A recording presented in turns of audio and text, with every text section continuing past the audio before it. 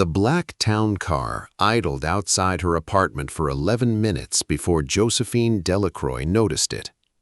"Sign the papers, or your mother dies in the fire we set."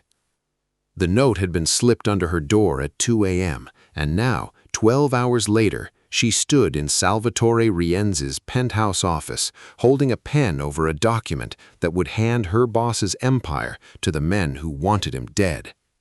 New Orleans was a city built on two economies, the one tourists photographed and the one that moved beneath it in cash, favors, and blood.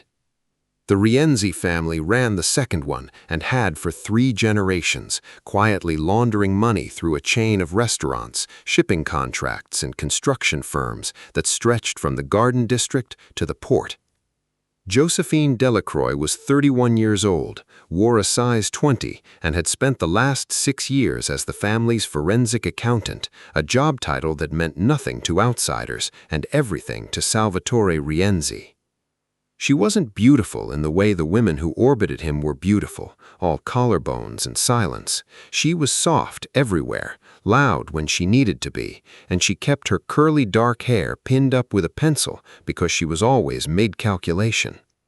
She didn't wear designer labels. She wore practical cardigans with deep pockets for her calculator and her nerves. She had built the Rienzi family's entire financial architecture from the ground up, 3 shell companies deep, clean enough to survive an IRS audit and complex enough that only she could navigate it without a map. Salvatore trusted her with numbers he wouldn't tell his own brother. What he didn't know was that Joe had loved him, quietly and completely, since the night 4 years ago when he'd sat with her until 3 a.m., helping her reconcile a discrepancy, not because he understood a single column of the spreadsheet, but because he didn't want her to be alone with it. To him, she was indispensable. To her, he was the danger she had never learned to want less. 6 hours before she stood in his office with a pen in her hand, Joe had been getting coffee at Solange's on Magazine Street, the kind of place that smelled like chicory and burnt sugar, when a man slid into the booth across from her uninvited. He introduced himself as Connor Vance, and he did not need to say which family he worked for. His accent, his rings, his stillness, all of it belonged to the Vance crew, the Irish outfit that had been chewing at the edges of Rienzi territory for the better part of a year, hungry for the port contract Salvatore controlled. "You're the only person who can move his money without leaving fingerprints," Connor said, sliding a photograph across the table. It was Joe's mother, watering the ferns on her porch in Metairie, unaware she was being photographed through a long lens. "We don't want blood if we don't have to spill it. We want the routing structure for the port accounts.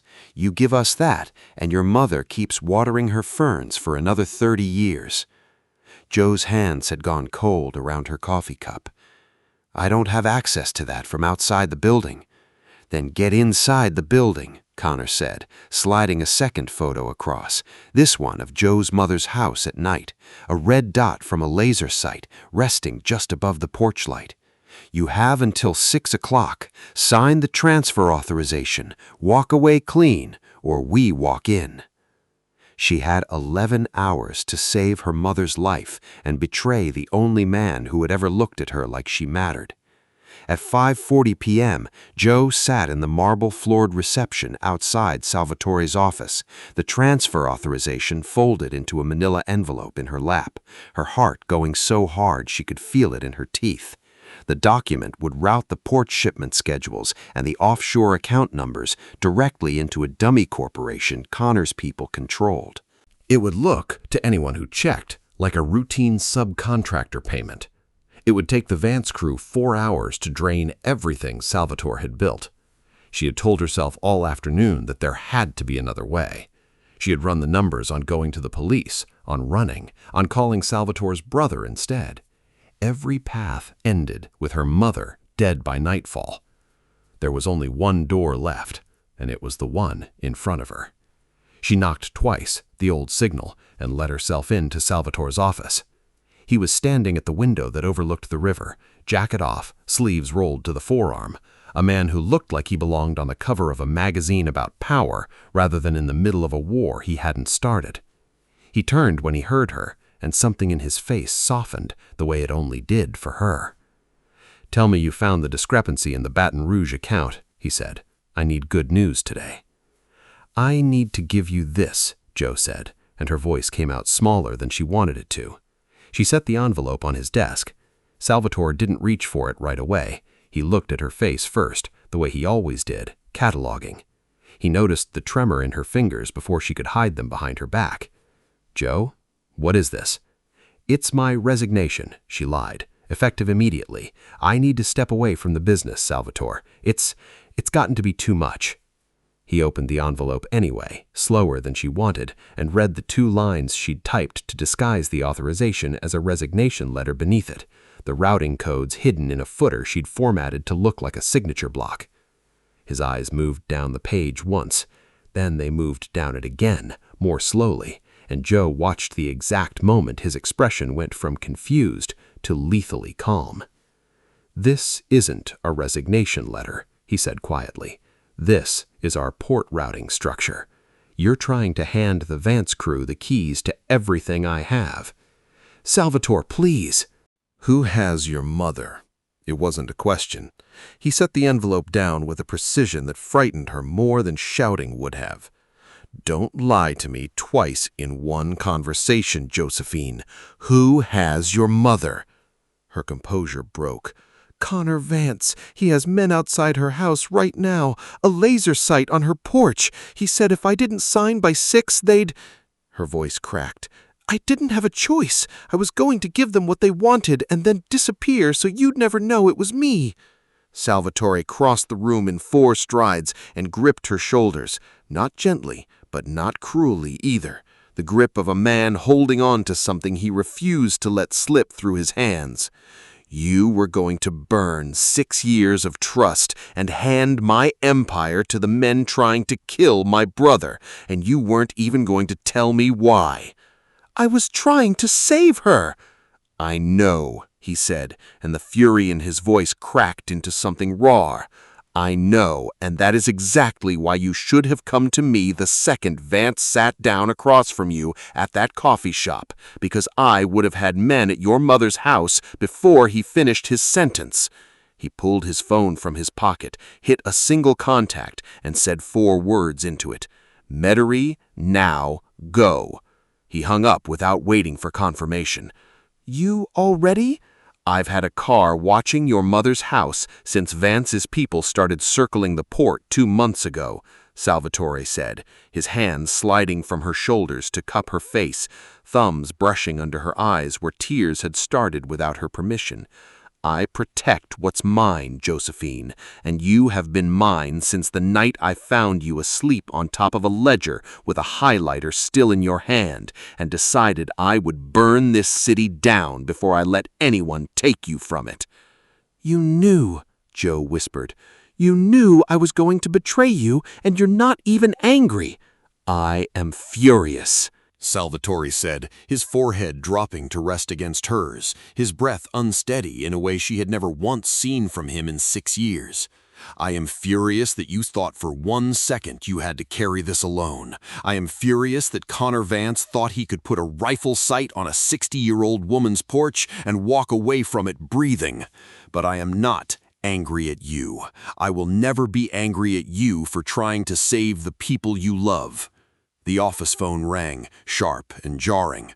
Salvatore answered it without letting go of her waist. "Talk." A pause. His jaw tightened. "Say that again."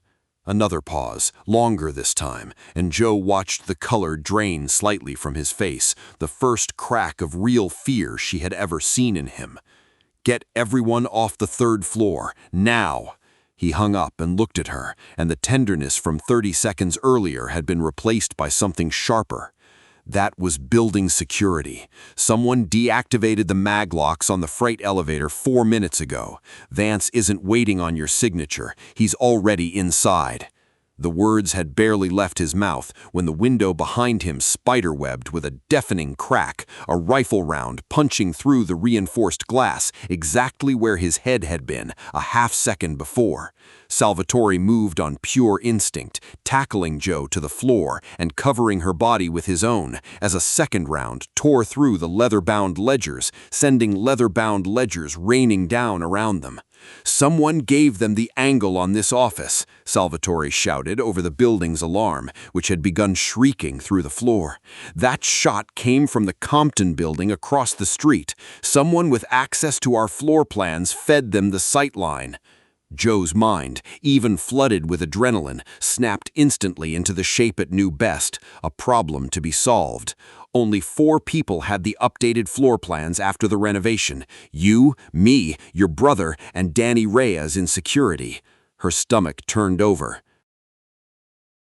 Danny ran the badge logs for the freight elevator. If someone deactivated the mag locks from inside, it was him.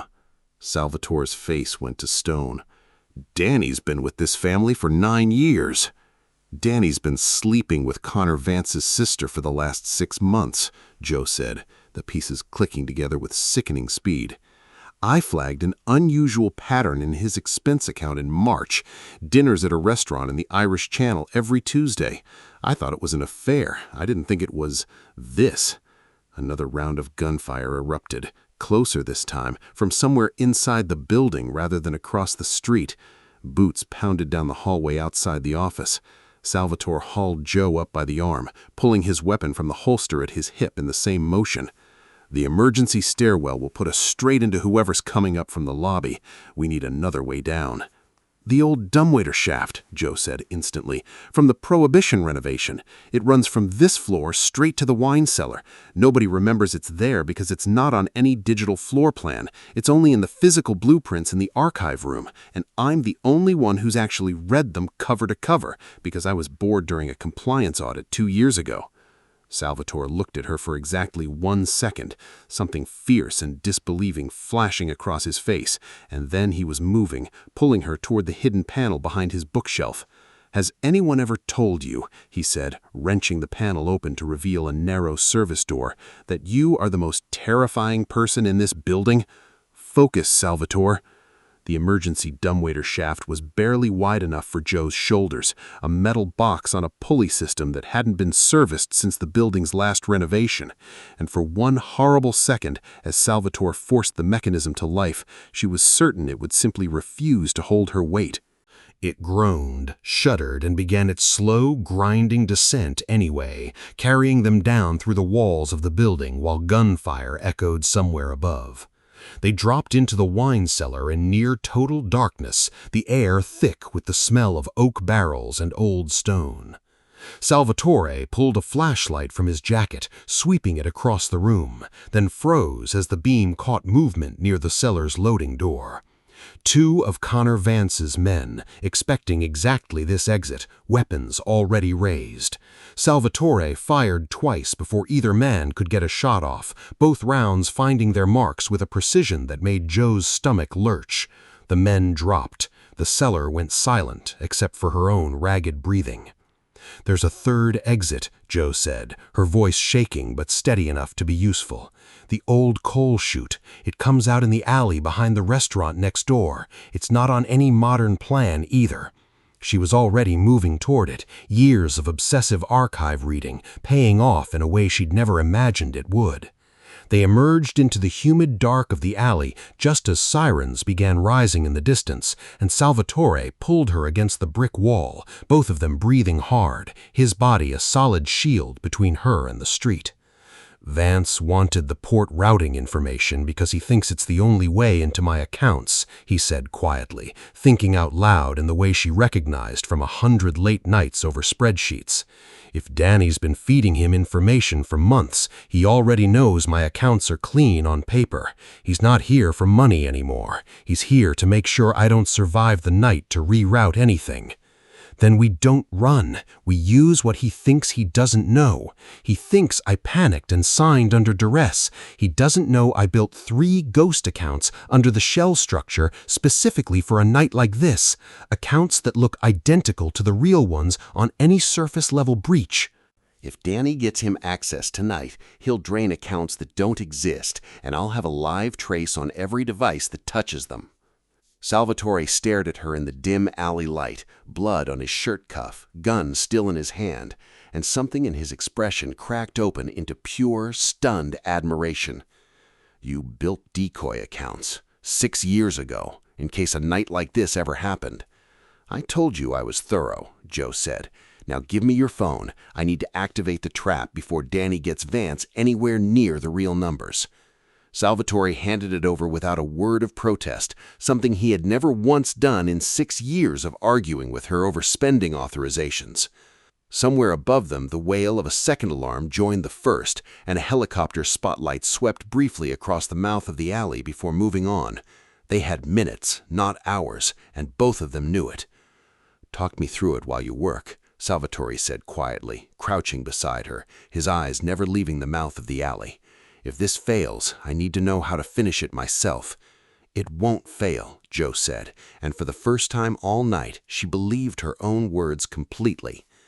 Joe crouched behind a dumpster in the alley. Salvatore's phone lit up in her hands and worked with the kind of focus she usually reserved for closing the books at fiscal year end, except this time the stakes were measured in bullets instead of dollars.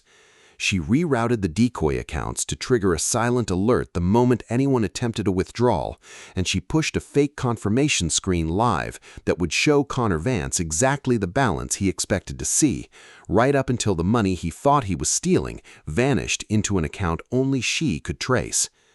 "It's live," she said. "The second Danny logs in for him, I'll have his device's location within 90 seconds. They didn't have to wait that long. Salvatore's phone buzzed with the alert less than 4 minutes later. "Warehouse on Chupatulas," Joe read off the screen, her pulse hammering.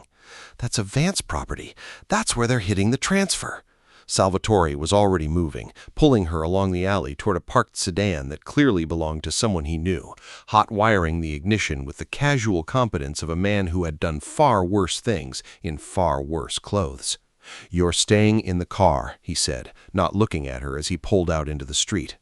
"I'm the only person alive who can shut down that account remotely if something goes wrong," Joe said. "You need me closer than the car." He didn't argue, which told her more about how frightened he actually was than anything he could have said. The warehouse was lit by a single sodium light over a loading door, 3 vehicles parked haphazardly outside it, the unmistakable shape of men with rifles stationed at the corners. Salvatore parked 2 blocks out and moved through the shadows with Joe half a step behind him, her laptop bag slung across her body like armor. Inside, through a cracked side door, they could see Connor Vance standing over Danny Reyes, who was hunched over a laptop, sweat visible even from this distance. "It's not working," Danny was saying, his voice cracking with panic. "The numbers are there, but the transfer keeps rejecting." "Make it work," Connor snapped, "or I put a bullet in the accountant's fat little conscience myself when we find her." Joe felt Salvatore go rigid beside her, and before she could stop him, he'd already pushed through the door, weapon raised, voice cutting through the warehouse like a blade. "You'll have to find her first, Connor, and she's standing right behind me, watching you fail to steal money that was never real." Chaos erupted instantly.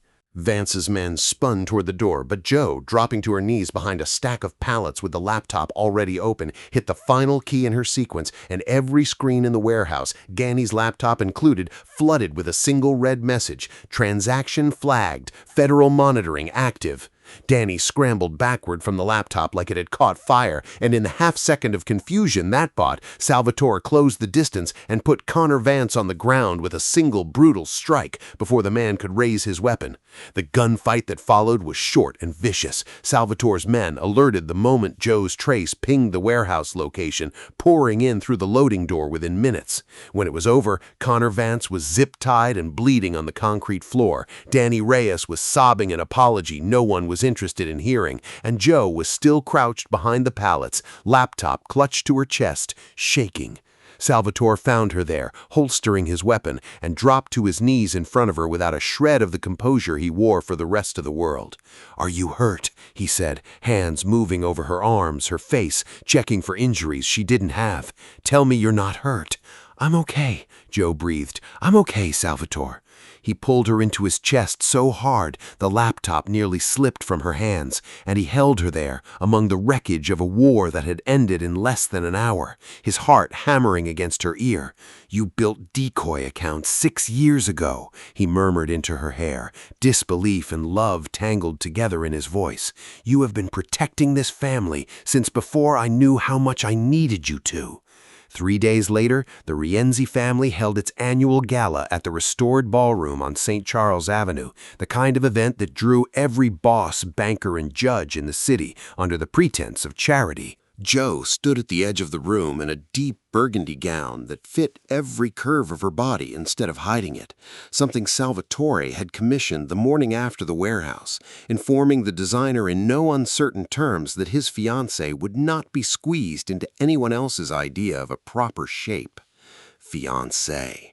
The word still didn't feel real in her mouth, even 3 days after Salvatore had gotten down on one knee in the wine cellar where they'd nearly died, surrounded by dusty bottles and bullet holes, and told her that he had no intention of spending one more day of his life pretending she was just his accountant. Across the ballroom, she watched him excuse himself from a conversation with a city councilman and cross the floor toward her, the same way he always did, like the rest of the room simply ceased to exist the moment he found her. He'd told her that morning that Danny Reyes had been dealt with, that the Vance crew's remaining leadership had quietly agreed to new territorial lines, rather than test whether Salvatore Rienzi's reach extended past the city limits, and that the port contracts were more secure now than they'd ever been. "You look like you're doing math in your head at your own engagement party," Salvatore said, sliding an arm around her waist, his hand resting possessively where it always did now.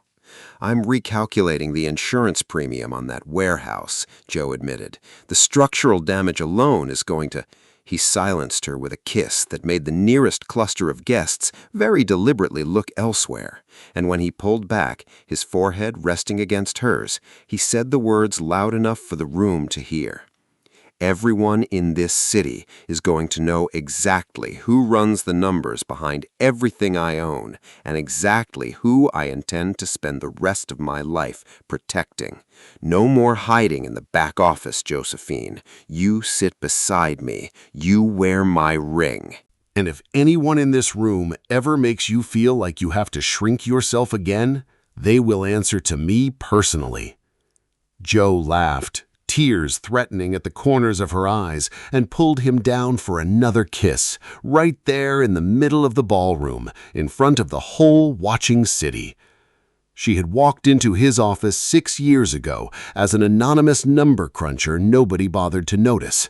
She was leaving it, finally, as the only person in New Orleans Salvatore Rienzi had ever trusted with everything he had and everything he was. Did this pulse-pounding mafia romance keep you hooked until the very last page? If you loved watching Joe outsmart a mob war with nothing but a laptop and a lifetime of reading fine print, smash that like button. Share this story with your fellow romance addicts who love a fierce, curvy heroine and the ruthless boss who finally sees her. Subscribe to our channel for more thrilling underworld love stories every single week, and let us know in the comments what you would have done in Joe's shoes.